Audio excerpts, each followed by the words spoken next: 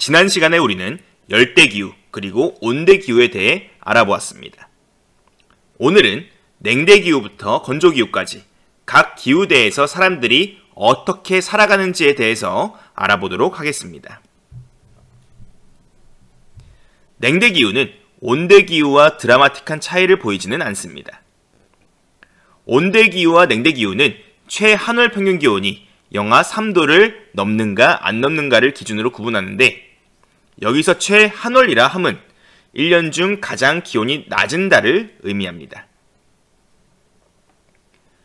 우리나라는 온대기후와 냉대기후 모두 분포하고 있는 중간지대의 역할을 합니다. 우리나라의 수도인 서울은 최한월 평균기온이 영하 2.3도를 기록하는데 딱 온대기후의 끝자락이라고 볼 수 있죠. 서울을 기준으로 북쪽 지역은 냉대기후, 남쪽 지역은 대체로 온대기후의 양상을 보입니다.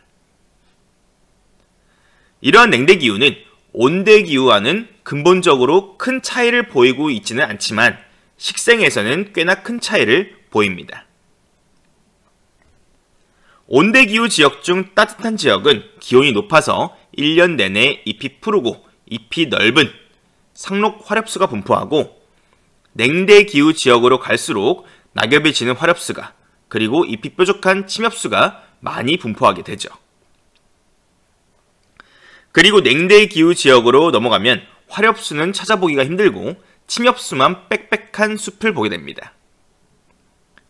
이러한 냉대기후 지역의 침엽수가 빽빽한 숲, 이를 우리는 타이가라고 부릅니다. 이 타이가는 러시아 시베리아의 울창한 침엽수림대를 일컫는 러시아어입니다. 러시아 현지 발음으로 하면 따이가, 요겁니다. 따이가. 침엽수는 같은 종류의 나무만 엄청나게 모여있기 때문에 삼림을 개발 혹은 벌목하기에 안성맞춤입니다. 이러한 타이가의 침엽수를 벌목하여 우리가 사용하는 종이 그리고 휴지 등을 만들죠. 그리고 이 냉대기후 지역의 사람들은 이러한 침엽수를 잘라서 통나무 집을 지어서 삽니다. 한대기후 지역은 지구에서 가장 기온이 낮은 지역입니다. 한대기후에 속하기 위해서는 최난월, 즉 1년 중 가장 따뜻한 달의 평균 기온이 영상 10도를 넘지 않아야 합니다. 캐나다의 이퀄루이트의 기후 그래프를 보면 6월달부터 9월까지만 평균 기온 0도 이상을 기록하고 그 외 기간 동안에는 항상 영하에 머무르고 있는 것을 확인할 수 있죠. 참고로 이 지역은 강수량도 매우 낮은데, 강수량이 500mm 미만이 미만이 된다고 하더라도 증발량이 매우 낮고 습도는 상대적으로 높기 때문에 건조기후 지역으로 분류하지는 않습니다. 이러한 한대기후 지역은 너무 기온이 낮기 때문에 나무가 자랄 수 없습니다. 찰나의 여름 기간 동안 열심히 성장한 이끼만 이 지역에서 찾아볼 수 있죠. 그런데 이 이끼는 사실 한대기후 지역에서 없어서는 안 될 소중한 존재입니다. 한대기후 지역에 사는 사람들은 술록을 유목하는데, 여기서 유목은 이동하면서 동물을 풀어놓고 키우는 것을 말합니다. 이 술록들의 주된 식량이 바로 이 이끼이기 때문이죠. 한대기후 지역의 사람들은 이렇게 유목한 술록을 이동수단으로 이용하기도 하고 중요한 식량 자원으로 이용하기도 합니다. 한대기후는 식량 자원을 확보하기가 매우 어렵습니다. 작물을 키울 수도 없고 불을 뗄 나무 구하기도 쉽지 않죠. 때문에 이 지역 사람들은 고기를 익히지 않고 생식하는 경우가 많습니다. 채소를 섭취할 수 없어 생식을 통해 비타민을 최대한 보충하기 위해서 말이죠. 그리고 괜찮은 사냥감을 잡았을 경우에는 고기를 오랫동안 보존하기 위해 훈제를 하기도 합니다. 훈제를 하면 고기 속 세균을 없애고 수분을 증발시켜 고기를 오랫동안 좋은 상태로 보관할 수 있기 때문이죠. 이들이 키운 순록이나 사냥한 동물들은 이들의 식량 자원뿐만 아니라 추위를 견디게 하는데 큰 역할을 합니다. 한대기후 지역 사람들은 사냥한 동물들의 가죽, 털로 옷을 만들어 추위로부터 몸을 보호합니다. 그렇다면 이 지역의 가옥은 어떤 형태를 띠고 있을까요?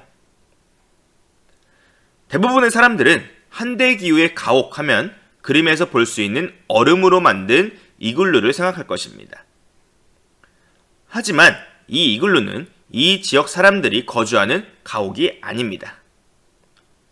얼음 이글루는 도저히 사람 살기에 적합한 집을 지을 수가 없겠죠. 이글루는 이들이 사냥을 나갔을 때 잠시 머물 임시 거처 역할을 할 뿐입니다. 한대기후 지역의 사람들은 지금 그림에서 볼 수 있는 고상가옥에서 주로 생활합니다. 여기서 고상가옥, 어디서 많이 들어보지 않았습니까? 네, 우리는 열대기후 지역 사람들이 고상가옥에서 주로 생활한다고 배웠었죠. 그런데 왜 비가 잘 오지도 않는 추운 한대기후 지역에서 이 고상가옥을 발견할 수 있을까요? 왜 이 지역의 지붕은 열대기후 지역처럼 급경사를 이루고 있을까요? 먼저 지붕에 대해서 이야기를 하자면 이 지역은 눈을 지겹게 봐야 하는 곳입니다. 적설량, 눈 내리는 양 자체가 많지는 않지만 한 번 내린 눈은 기온이 낮아 잘 녹지 않겠죠. 이러한 눈이 계속 쌓이다 보면 지붕은 눈의 무게를 이기지 못하고 무너지게 될 것입니다. 이를 방지하기 위해 눈이 잘 밑으로 떨어질 수 있도록 지붕의 경사를 가파르게 만든 것이죠. 그렇다면 왜 이 지역은 고상가옥의 형태를 띠고 있을까요? 그 이유는 바로 여름이 되면 땅이 흐물흐물 흘러내리기 때문입니다. 한대기후의 토양 구조는 크게 두 부분으로 나눌 수 있습니다. 땅 깊숙이 1년 내내 얼어있는 영구 동토층과 겨울에는 얼어있지만 여름에는 기온이 영상으로 올라가 땅이 녹는 활동층이 바로 그것이죠. 그림을 보시면 전신주 두 개를 볼 수 있는데 하나는 영구 동토층까지 깊숙이 박은 것이고 나머지 하나는 활동층까지만 기둥을 박은 전신주입니다. 여름이 되면 활동층은 녹습니다.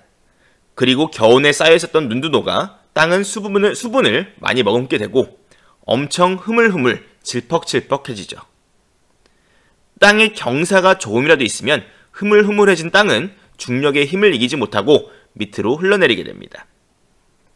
그리고 활동층까지만 기둥을 박은 전신주는 땅의 움직임에 따라 기울어지게 되고 결국 쓰러지고 맙니다. 이처럼 여름에 땅이 흘러내려 집이 무너지는 것을 막기 위해 이 지역 사람들은 기둥을 영구 동토층까지 깊숙하게 박아 고상가옥을 지을 수밖에 없었습니다. 그리고 자원이 많은 이 지역에 기름을 운송하는 송유관의 경우에도 기둥을 박아서 지표면 위로 띄워 설치할 수밖에 없었죠.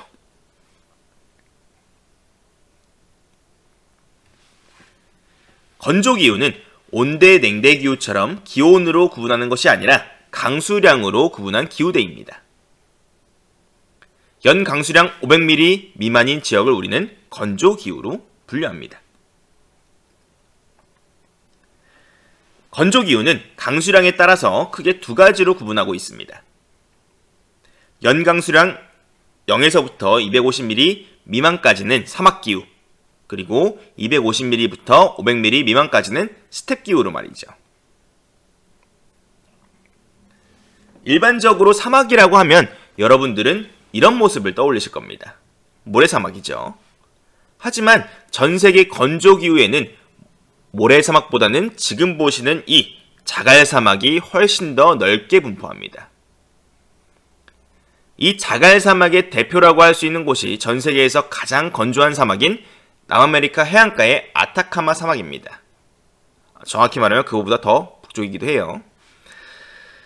남아메리카 해안지대는 엄청나게 건조한데 비가 거의 내리지 않아 수천 년 전에 고대 문명이 자갈을 옆으로 치워서 그린 나스카 라인이 지금까지도 흐트러지지 않고 보존이 되어 우리에게 신비감을 안겨주고 있죠. 사막 기후에 거주하는 사람들의 가장 큰 보물은 바로 오아시스입니다. 그런데 어떻게 건조한 사막 한가운데 이러한 오아시스가 생겨날 수 있었을까요? 모든 땅에는 지하수가 흐릅니다. 사막도 예외가 아니죠. 사막은 나무와 같은 장애물이 없기 때문에 바람이 한번 불기 시작하면 강하게 부는 경우가 많습니다.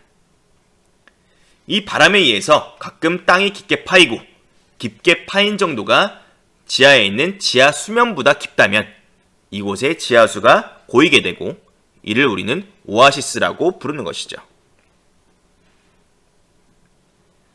사막에서 이러한 오아시스를 만났다고 하더라도 여러분들은 이 오아시스의 물을 절대 마시면 안 됩니다. 높은 온도로 인해서 세균이 번식하기에 안성맞춤이기 때문이죠. 여러분들이 이 물을 마신다면 며칠 내로 앓다가 죽게 될 것입니다. 때문에 사막에 사는 사람들은 이 오아시스를 바로 식수로 사용하기보다는 농업용수로 이용했습니다. 오아시스의 물을 끌어다가 농사를 짓고 코코넛 열매를 따 식수로 활용하기도 했죠. 오아시스 농업의 대표적인 작물은 바로 오른쪽에 보이는 이 대추야자인데 매우 달고 칼로리가 높아서 이 지역 사람들의 중요한 에너지 공급원 역할을 하고 있습니다. 사막 기후는 비가 거의 내리지 않기 때문에 식물 성장이 어렵고 때문에 건물을 짓는 데 사용할 나무가 부족했습니다. 대신 벽돌을 만들 흙은 넘쳐났죠. 때문에 사막 기후에서는 흙 벽돌집을 만들고 지붕을 평평하게 만들었습니다.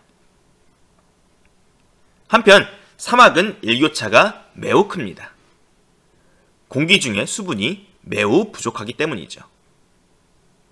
수분은 온도를 보존하는 역할을 하는데 사막은 습도가 낮아 해가 뜨면 기온이 빠르게 올라가고 해가 지면 기온이 빠르게 하강합니다.